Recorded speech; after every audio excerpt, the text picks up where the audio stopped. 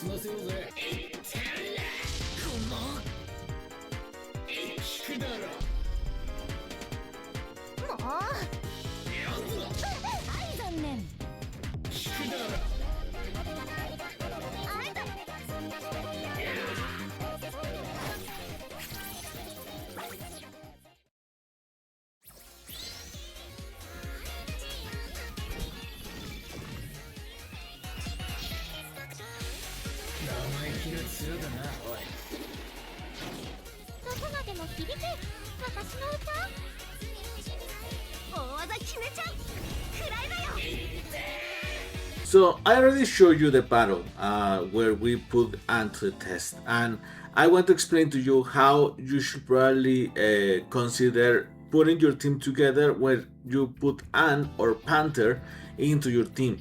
So the first character obviously that we're going to put in our team is gonna be Anne. Okay, so it should be right around here. I'm actually having a little bit of trouble here, I'm sorry. There we go.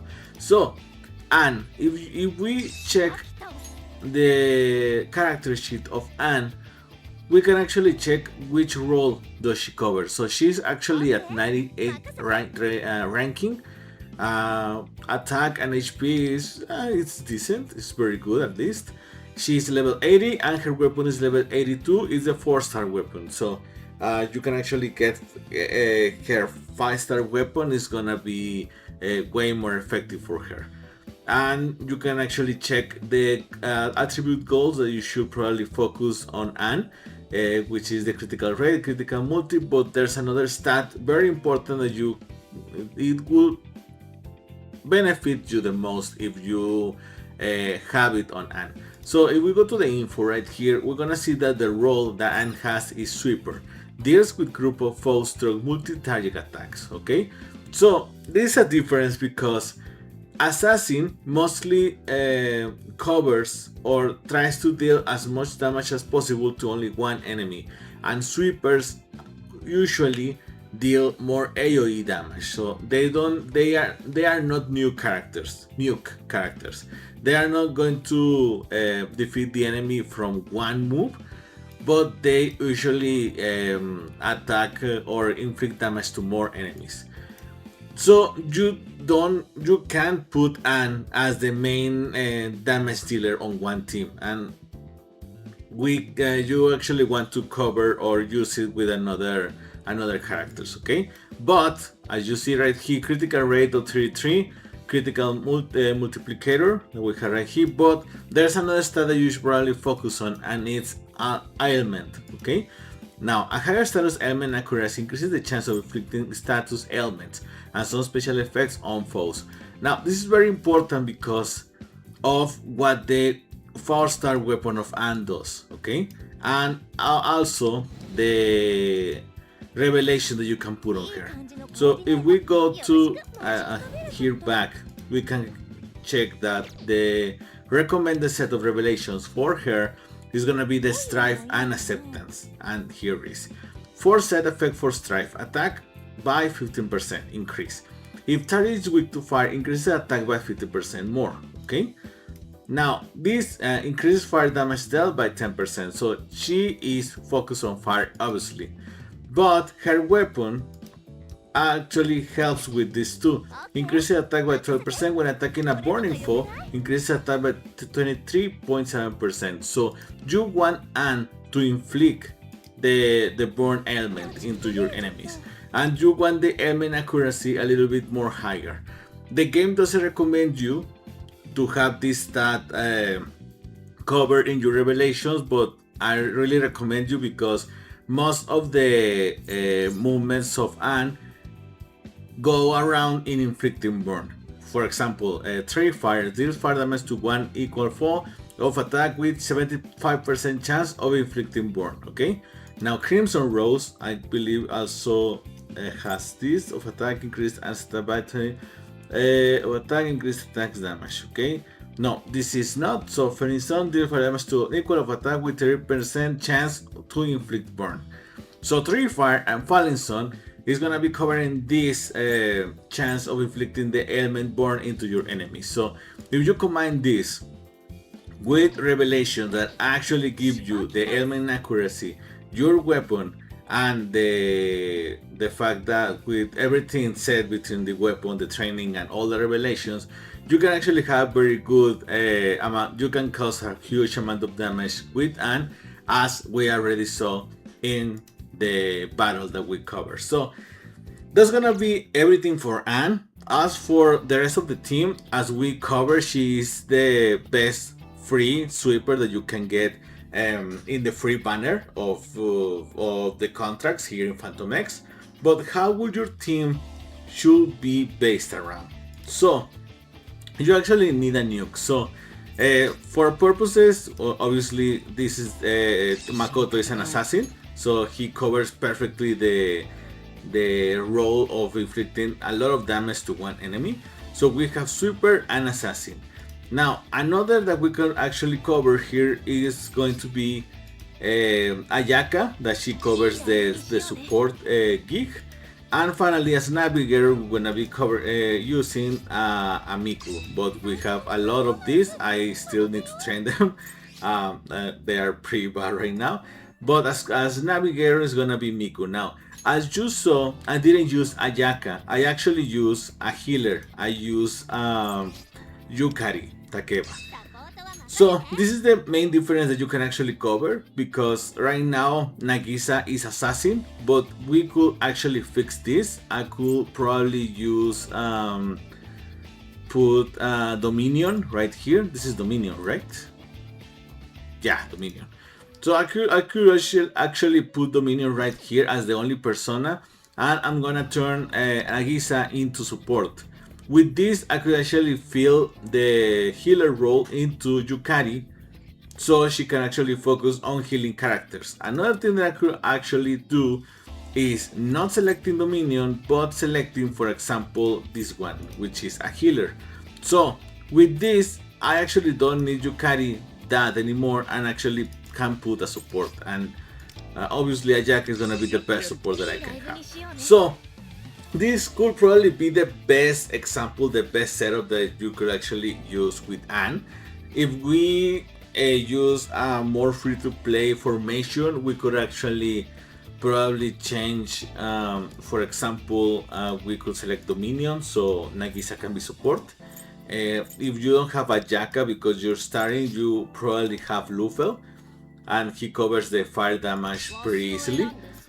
As for the assassin one, it's gonna be a little bit tough right here, but we have very good options in the selection of characters. Now, there aren't that many assassins as free to play that are in the fire element, so you're probably gonna be using different characters to cover this in a different element that is not gonna be fire. But you can pretty easily manage to get your teams in a very comfortable way. So if you don't have an assassin, it's okay. You could actually have a different kind of strategy where you actually make Nagisa the assassin. In case that you don't have a fire damage assassin, we can actually cover this, selecting the a persona for Nagisa, actually fire and assassin. That way Nagisa is gonna be focusing on dealing the biggest amount of damage. As for Lufel, we have that is gonna be a healer, and we can actually use a support. Let's see, we could actually use we don't actually oh, I know, we could actually use a support Shoki. And with this, we have a free-to-play assemble. Miku obviously not free-to-play, so we can actually use Miyu, so we can have an amount of considerable shield. So this is the way that you could be looking for a good team composition for Anne. At the end of the day, remember that Anne's role is gonna be focusing on dealing damage, yes, but she's not a nuke. So if you are going to focusing on a battle and it's only one foe with a lot of HP, you really want to focus on having pairing Anne with an assassin that can actually inflict a lot of damage. But at the end of the day, you are gonna be inflicting a good amount of damage additionally with the burn element. If you have a good accuracy, it's gonna be easier to inflict this burn into the enemies, and you're gonna be dealing way more damage. Okay, so that will be all, guys. Thank you so much for watching. I really wanted to explain to you, if you got Anne, if you are new or a returning player and you got Anne for the anniversary, I really recommend that you give her a chance. It's a really good character overall, and I mean, we could actually cover the what you get, what you unlock for the awareness. So right now I have Anne at awareness 3, I believe. There we go. So yeah, we have an awareness 3 right now. Awareness 1, when a VR rose is active, increases the parry's damage to 25% for 1 turn. It's pretty good. It's a little bit stational and it doesn't last long, but it's okay. When a VR rose ends, activate 2 follow-up attacks dealing fire damage equal to 66% for Anne's attack to random foes. This random foes is actually a little bit more helpful because, as we know, sweepers focus on dealing damage to a lot of enemies. So these random foes really doesn't matter because you are gonna be. It doesn't matter who you inflict the damage to. If you are dealing with a lot of enemies, this doesn't have a negative connotation. Awareness 3 increases the skill levels of Falling Sun and Thief Tactics Back 3. Awareness 4, Highlight Enhanced. When Anne uses a highlight, increases her attack by 100% for one turn. This is huge. This could actually transform Anne into an EOA assassin damage because 100% of attack increase, at least for one turn, is massive. Awareness 5 increases the skill levels of Cream Roast and 3 Fire by 3. And finally, Awareness 6. When attacking foes with fire skills, 60% chance to gain 1 passion stack. When a Labian Rose is active, increases fire damage by 11% per passion stack, stack spent up to 110%. So it's more damage at the end of the day. I don't think the Awareness 6 is that game changing. Obviously, combined with the Awareness 4, you're gonna be dealing a lot of damage.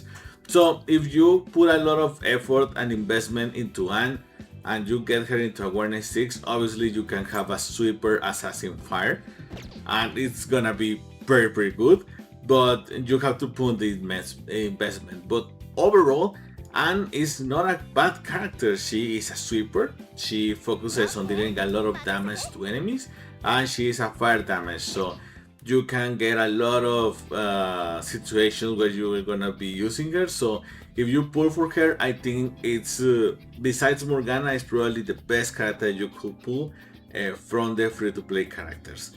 So that will be all, guys. Thank you so much for watching. I'm gonna leave you with more videos at the end in case you want to keep watching. Thank you very much. Please subscribe if you want to. Subscribe, comment, or leave me a like.